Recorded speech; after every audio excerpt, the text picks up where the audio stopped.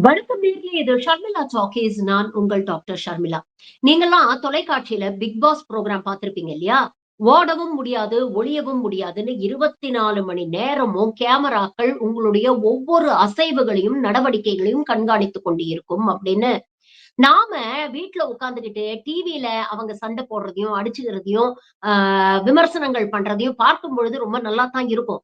ஆனா, நம்ம வாழ்க்கையே ஒரு பிக் பாஸ் ஷோ மாரி மாறிடுச்சுன்னா, நம்மளுடைய நிலைமை என்ன அப்படிங்கிறது கற்பனை பண்ணி பாருங்க. கிட்டத்தட்ட அப்படி ஒரு திட்டத்த தான் ஒன்றிய பாஜக அரசு இன்னைக்கே அறிமுகப்படுத்தியிருக்கு. அதாவது 24 மணி நேரமும் அரசு உங்களை கண்காணிக்கக்கூடிய ஒரு விஷயத்த அவங்க நடைமுறைப்படுத்த முயற்சி பண்ணியிருக்கிறாங்க. சஞ்சார் சாத்தி அப்படின்னு ஒரு ஆப்புங்க. இத கவர்ன்மெண்ட் தயாரிச்சிருக்கு. இது ஒரு மொபைல் ஆப்.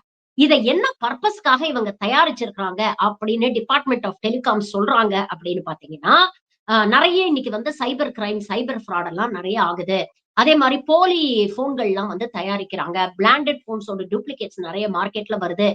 நெறைய பேர் ஃபோன திருடி அந்த ஃபோன வந்து திரும்ப விக்கிறாங்க. அப்ப இதெல்லாம் கண்காணிக்கிறதுக்கு ஒரு ஆப் வேணும். இந்த மாதிரி ஐஎம்இஐ நம்பர்ஸ் எக்ஸ்க்ளூசிவ் அந்த யுனிக் ஒவ்வொரு ஃபோனுக்கும் ஐஎம்இஐ நம்பர் இருக்கும் இல்லையா? அத செக் பண்றதுக்கும், அது உண்மையிலேயே அந்த உரிமையாளர் கையில தான் இருக்கா? இல்ல ஃபோன் திருட்டு போயிருக்கா? இல்ல ஒரு போலி ஃபோன் தயாரிக்கப்பட்டிருக்குதா? இது போன்ற விஷயங்களை கண்காணிக்கவும், சைபர் கிரைம், சைபர் ஃப்ராட குறைக்கவும், நாங்க ஒரு ஆப்ப டெவலப் பண்ணியிருக்கோம். இதுதான் சன்சார் சாத்தி ஆப் அப்படிங்கிற ஒரு விஷயத்த அவங்க கொஞ்ச நாள் முன்னாலே அறிவிச்சிருக்கிறாங்க. இது நல்ல விஷயம் தான். இல்லன்னு சொல்லல.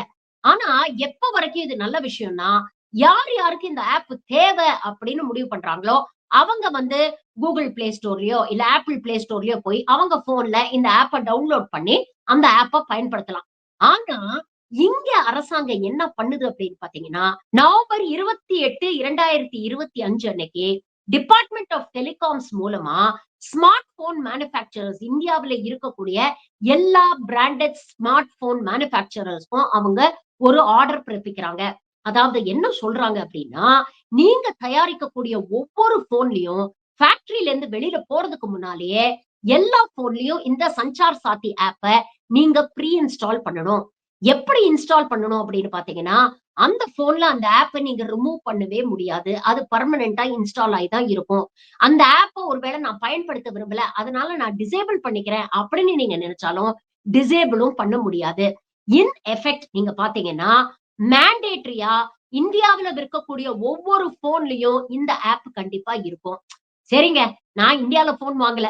நான் துபாய்க்கு போறேன், இல்ல அமெரிக்காக்கு போறேன். அங்கேருந்து நான் ஒரு ஃபோன வாங்கிட்டு வரேன். அதுல இந்த ஆப்ப இவங்களால இன்ஸ்டால் பண்ண முடியாதே அப்படின்னு நினைச்சீங்கன்னா, அதற்கும் இந்த அரசாங்கம் ஒரு நடவடிக்கை எடுத்திருக்கிறாங்க. அதாவது என்ன சொல்றாங்க, எந்த புது ஃபோனா இருந்தாலும் அதுல கம்பல்சரியா இந்த ஆப்ப இன்ஸ்டால் பண்ணணும். ஒருவேளை இந்த ஆப் இல்லாத ஃபோன்ஸ்ல அப்பப்போ ஸ்மார்ட் போன்ல சாஃப்ட்வேர் அப்டேட் கேட்கும் இல்லையா? அந்த அப்டேட் மூலமாக கம்பல்சரியா இந்த சாஃப்ட்வேர அந்த போன்கள்லயும் நீங்க இன்ஸ்டால் பண்ணணும் அப்படின்னு சொல்றாங்க.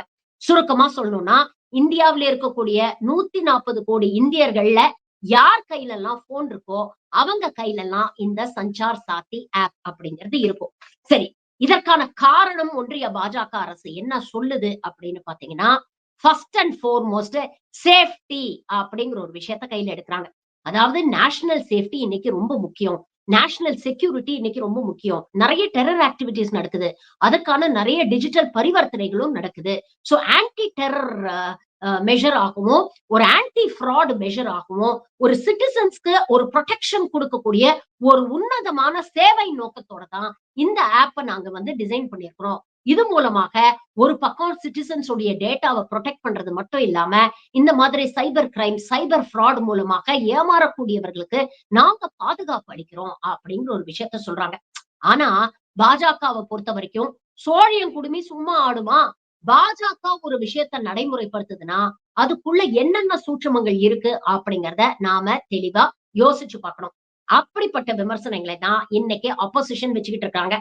வழக்கம் போல அப்போசிஷன்ல யாரெல்லாம் விமர்சனங்கள் எழுப்புறாங்களோ, அவங்களெல்லாம் ஆன்டி நேஷனல், ஆன்டி இண்டியன் அப்படின்னு சொல்லி பாஜக சங்கிகள் இன்னைக்கு கழுவி கழுவி ஊத்திட்டு இருக்காங்க. ஆனா, அப்போசிஷன் சொல்லக்கூடிய வேலிடான விஷயங்கள நாம ஒதுக்கி தள்ள முடியாது. என்னதான் சைபர் கிரைம்ல இருந்தும், சைபர் ஃப்ராட்ல இருந்தும், நேஷனல் செக்யூரிட்டிக்கும் நமக்கு புரொடெக்ஷன் குடுக்குது இந்த ஆப் அப்படின்னு பிஜேபி கிளைம் பண்ணாலும், இதில் நாம் சிந்திக்கக்கூடிய பல விஷயங்கள் இருக்கு. ஃபர்ஸ்ட் அண்ட் ஃபார்மோஸ்ட் என்னன்னா, இந்திய அரசியலமைப்பு சட்டம் ஆர்டிகிள் 21 நமக்கு ரைட் டூ பிரைவசி குடுக்குது. அதாவது நம்மளுடைய பிரைவேட்டான விஷயங்கள அடுத்தவங்க தெரிஞ்சுக்கிறதுக்கு தான் உங்களுக்கு உரிமை கிடையாது. இதுதான் ரைட் டூ பிரைவசி. ஆனா இந்த ஆப் மூலமா அப்போசிஷன் என்ன சொல்றாங்கன்னா, ஒரு பேட்டர்ன் ஆஃப் ஸ்டேட் சர்வைலன்ஸ், அதாவது அரசாங்கம் தொடர்ந்து தன்னுடைய மக்களை கண்காணிக்கக்கூடிய ஒரு சர்வைலன்ஸாக இந்த ஆப்பை பயன்படுத்துறதுக்கான வாய்ப்புகள் இருக்கு. இத ஒரு பேட்டர்னாவே பிஜேபி அரசு செஞ்சுகிட்டு இருக்கு அப்படின்னு சொல்றாங்க. இது என்ன பேட்டர்ன் அப்படிங்கிறத நான் அப்புறம் சொல்றேன். பட் இதுதான் மிகவும் முக்கியமான பிரதான குற்றச்சாட்டாக இருக்கு. என்ன சர்வேலன்ஸ் பண்ணுவாங்க? இந்த ஆப் மூலமா என்னென்ன விஷயங்கள் உங்க போன்ல இருந்து அவங்க தெரிஞ்சுக்க முடியும் அப்படின்னு பாத்தீங்கன்னா, இது பேசிக்கலி உங்களுக்கு சைபர் கிரைம்ல இருந்து புரொடெக்ஷன் தரக்கூடிய ஒரு ஆப். உங்க போன் திருட்டு போயிட்டா அத கண்டுபிடிக்கக்கூடிய ஒரு ஆப். உங்க போன் ஃபேக் போனா இருக்கா, டூப்ளிகேட் போனா இருக்காங்கிறத ஐடென்டிஃபை பண்ணக்கூடிய ஒரு ஆப் அப்படின்னு பிஜேபி கிரைம் பண்றதுனால, இந்த ஆப் உங்க போன்ல இருக்கக்கூடிய எல்லா விஷயங்களுக்கும் ஆக்சஸ் இருக்கும். Unlimited unprotected access to all your information.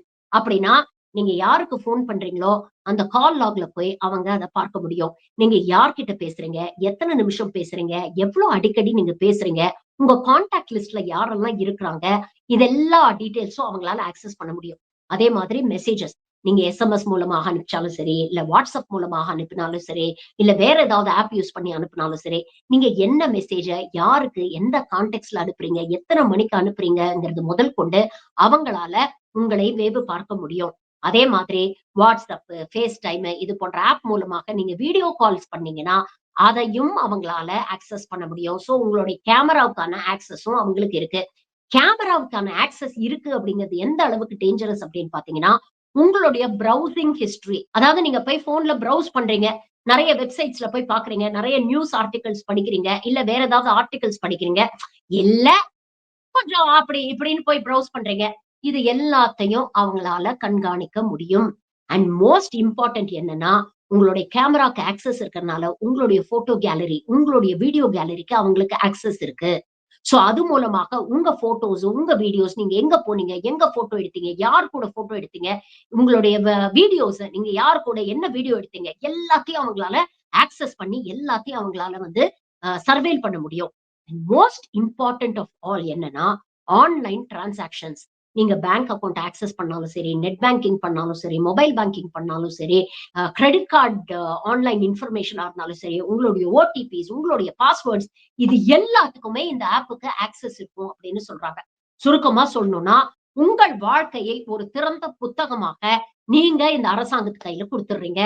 உங்களுடைய வாழ்க்கையில ஒவ்வொரு செகண்டும் என்ன நடக்குது அப்படிங்கிறத எப்படி பிக் பாஸ் நிகழ்ச்சியில கேமராக்கள் படம் பிடிச்சு காட்டுதோ, அந்த மாரி அரசாங்கம் படம் பிடிச்சு உங்களை நோட்டமிடக்கூடிய வாய்ப்புகள் இருக்கு. சுருக்கமா சொல்லணும்னா, கொஞ்ச நாளைக்கு முன்னால பெகாசஸ் அப்படின்ற ஒரு ஸ்கேம் ஒண்ணு வந்தது ஞாபகம் இருக்கா?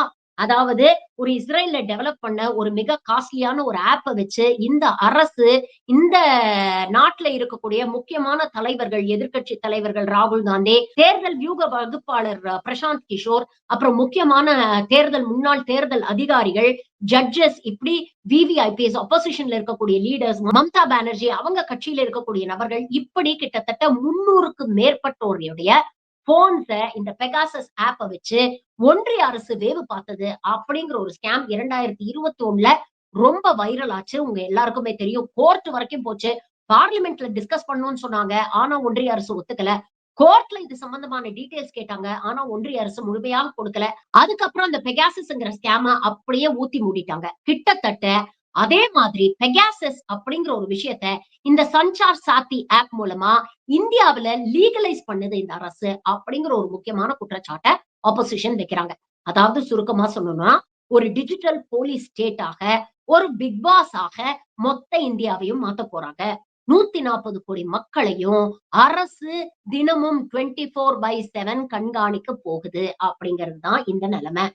இது மாதிரி முன்னால நடந்திருக்கா அப்படின்னு பாத்தீங்கன்னா, காலங்காலமாக மோடி அரசு ஆட்சிக்கு வந்ததுக்கு அப்புறம் ஒவ்வொரு ஸ்டேஜ்லயும் நம்மளுடைய ஒவ்வொரு ஆஸ்பெக்டையும் கண்காணிக்க இந்த அரசு நேரடியாகவும், மறைமுகமாகவும் முயற்சி செஞ்சிருக்குது. முதல்ல ஆதார் கார்ட கொண்டு வந்தாங்க. ஆதார் கார்டு கம்பல்சரி அப்படின்னு சொன்னாங்க. அதுக்கப்புறம் கோர்ட்டுக்கு போனதுக்கு அப்புறம் பெரிய நீண்ட நெறிய சட்ட போராட்டத்துக்கு அப்புறம் ஆதார் கார்டு கம்பல்சரி இல்ல அப்படின்னு சுப்ரீம் கோர்ட் சொன்னாலும், இந்த நிமிஷம் வரைக்கும் நீங்க ஒரு பேங்க் அக்கவுண்ட் ஓப்பன் பண்ணணும், இல்ல ஒரு ரேஷன் கார்டு வாங்கணும், இல்ல ஒரு சிம் கார்டு வாங்கணும்னாலும், உங்ககிட்ட கேட்கறது ஆதார் அட்டை இருக்குதா? அப்படிங்கிறது தான் முதல் கேள்வியா இருக்கும். ஆதார் அட்டை இல்லாம இந்தியாவுல நீங்க ஒரு சிம் கார்டு கூட வாங்க முடியாது. அரசுடைய வெல்ஃபேர் ஸ்கீம்ஸ நீங்க ஆக்சஸ் பண்ணணும்னா, அதுக்கும் உங்களுக்கு ஆதார் கார்டு தேவை அப்படிங்கிற ஒரு நிலைமையில கொண்டு வந்து விட்டாங்க. ஆதார் கார்ட எல்லாத்தோடயும் இன்னைக்கு லிங்க் பண்ணிட்டாங்க. அதனால எங்கேயுமே நீங்க எஸ்கேப் ஆக முடியாது. அந்த அளவுக்கு ஆதார வச்சு உங்கள ட்ராக் பண்ணிட்டு இருக்காங்க. இப்படி சிம் கார்ட்ல இருந்து பாஸ்போர்ட் வரைக்கும் எல்லாத்துக்கும் ஆதார் கேட்கக்கூடிய இந்த அரசு, எஸ்ஏஆர்ல மட்டும் ஆதார் செல்லுபடி ஆகாது அப்படின்னு சொல்றாங்களே அப்படிங்கிற கேள்வி இப்ப சமீபத்துல வந்த எஸ்ஐஆர் கான்ட்ரோவர்சில எழுப்பப்பட்டது அப்படிங்கிறது உங்க எல்லாருக்குமே தெரியும். 2வது ஆரோக்கிய சேது ஆப் அப்படின்னு ஒரு ஆப்ப கோவிட் காலத்துல கொண்டு வந்தாங்க. அதாவது வேக்சினேஷன் பண்ணணும்னா இந்த ஆப் மூலமா நீங்க ரெஜிஸ்டர் பண்ணணும். அந்த ஆப் மூலமா தான் உங்களுக்கு வேக்சினேஷன் சர்டிபிகேட் கிடைக்கும். ஆச்சா, போச்சான்னு நெறைய விஷயங்கள் சொன்னாங்க. எல்லாருக்கும் வேக்சினுக்கு ஆக்சஸ் இருக்கா அப்படிங்கிறத நாங்க உறுதி செய்றோம் அப்படின்லாம் சொல்லி ஒரு ஆப்ப கொண்டு வந்து நம்ம மேல திணிக்க முயற்சி பண்றாங்க. 3வது சமீபத்துல நம்ம நிர்மலா மாமி K Y C know your customer details எல்லாம் வந்து ஃபைல் பண்ணணும். இன்கம் டாக்ஸ் யாரெல்லாம் கட்டுறாங்க, யாரெல்லாம் கட்டாம ஏமாத்துறாங்க அப்படிங்கறதெல்லாம் ஐடென்டிஃபை பண்றதுக்காக ஒவ்வொரு நபருடைய போன்ல இருக்கக்கூடிய சோசியல் மீடியா அக்கவுண்ட்ஸ்ல ஆரம்பிச்சு எல்லாத்தையும் நாங்க மானிட்டர் பண்ணுவோம் அப்படின்னு ஒரு சட்ட திருத்தத்தை கொண்டு வந்தாங்க. அதற்கும் ஏகப்பட்ட எதிர்ப்புகள் வந்தது. அதே மாதிரி டேட்டா புரொடெக்ஷன் பில், அதாவது நேஷனல் இன்ட்ரெஸ்ட்ல இந்த பில்ல கொண்டு வரோம் அப்படின்னு ஒன்றிய அரசு சொன்னாலும் என்ன பண்ணாங்க அப்படின்னு பாத்தீங்கன்னா, ஆட்டோனாமஸ் இன்ஸ்டிடியூஷன்ஸ் எல்லாத்துக்குமே நேஷனல் இன்ட்ரெஸ்ட் அப்படிங்கிற பேர்ல, நேஷனல் செக்யூரிட்டியை ப்ரொடெக்ட் பண்றோம் அப்படிங்கிற பேர்ல, இங்க இருக்கக்கூடிய இந்தியன் சிட்டிசன்ஸோட யாரோட போனை வேணாலும் நீங்க மானிட்டர் பண்ணலாம் அப்படிங்கிற அன்லிமிட்டெட் ஆக்சஸ் கொடுத்திருக்காங்க. இன்ஃபேக்ட் இவங்க பண்ணாம விட்டது இன்னும் 2 விஷயம் தான். இந்தியாவுல தயார் செய்யக்கூடிய ஒவ்வொரு போன்லயும் இனிமேலு ஸ்கிரீன் சேவரா மோடியோட போட்டோ தான் இருக்கணும். அப்படி மோடியோட போட்டோவ ஸ்கிரீன் சேவரா வைக்கலன்னா, அவங்கலாம் ஆன்டி நேஷனல், அவங்கலாம் ஆன்டி இந்தியன், அவங்கலாம் அர்பன் நாக்ஸல் அப்படிங்கறத அவங்க சொல்லல. இல்லன்னா இந்த டேஞ்சரஸ் கிரிமினல்ஸ் எல்லா கைதிகளுக்கும் கால்ல ஒரு ஆங்கிள் மானிட்டர் அப்படின்னு ஒண்ணு மாட்டி விடுவாங்க தெரியுமா? அவங்க எங்க தப்பிக்க ஓட முயற்சி பண்ணாலும் அவங்கள ஈஸியா புடிச்சிடலான்னு. அந்த மாதிரி ஒரு விஷயத்த இங்க இருக்கக்கூடிய ஒவ்வொரு இந்தியனுடைய கழுத்துலயோ, கால்லயோ மாட்டல.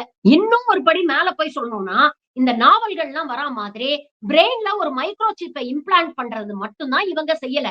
ஏன்னா, அப்படி ஏதாவது ஒரு சிப்ப இம்ப்ளான்ட் பண்ணிட்டா, நம்ம மூளைக்குள்ள என்ன யோசிக்கிறோம், என்ன சிந்திக்கிறோம் அப்படிங்கறது முதல் கொண்டு இவங்க மானிட்டர் பண்ணலாம் இல்லையா? ஏன் வருது இந்த எண்ணம்?